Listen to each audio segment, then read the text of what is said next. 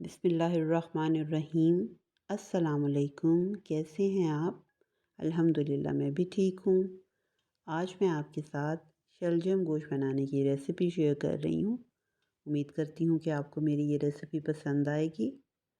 सबसे पहले मैंने 3 से 4 चम्मच टेबल स्पून जो है ना वो ऑलिव ऑयल लिया है। उसमें मैंने एक बड़ा प्याज, बड़े साइज़ का जो प्याज होता है, मीडियम नहीं बड़ा साइज़ का एक प्याज लिया है, वो इसमें मैंने डाल दिया है।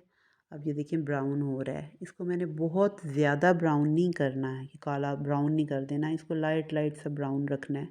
जब ये ऐसे लाइट ब्राउन सा होने की तरफ आएगा तो लहसुन अदरक जो है उसकी पेस्ट मैं इसमें डाल दूँगी। वो मैंने वही लहसुन अदरक यूज़ किया है जो मैंने आपको अपनी वीडियो में जो रेसिपी शेयर की थी। इसके बाद मैं इसमें टमाटर 2 टमाटर को ना चॉप करके तो उसकी भी मैंने पेस्ट बनाई हुई थी, तो वही मैं इसमें यूज़ कर रही हूँ।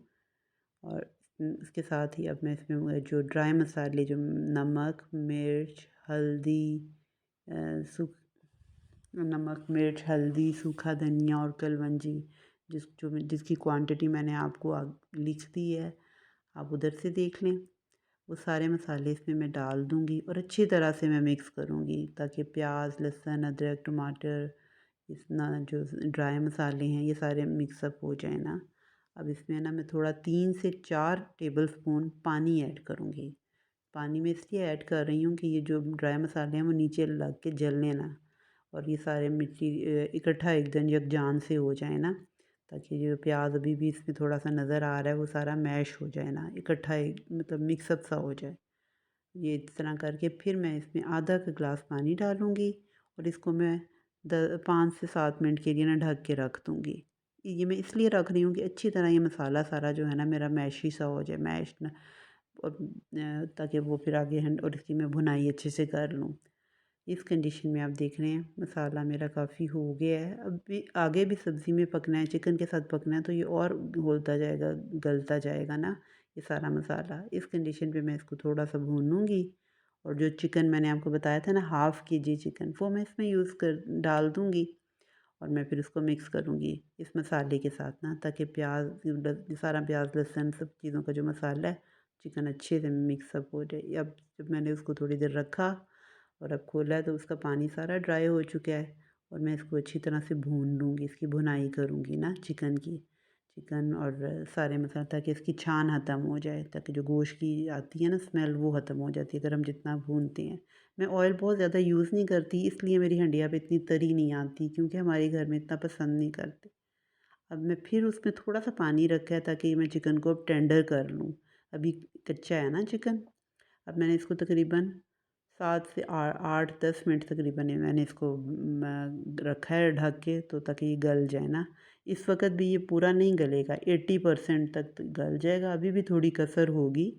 तब तक मैंने बस इसको गलाना है, बाकी कुछ जो 20% रह जाएगा वो सब्ज़ी के साथ गल जाएगा। अब मैं फिर जब इसमें चिकन जो है वो मैंने इसका कर दिया मसाला, मैं अच्छी तरह से फिर इसकी थोड़ी-सी स्टर करूँगी और फिर जो सब्ज़ी 1 किलो मैंने शलजम काट के रखे थे वो मैं इसमें ऐड कर लूँगी। चिकन की भुनाई मैंने अच्छे से कर ली हुई थी पहले ना।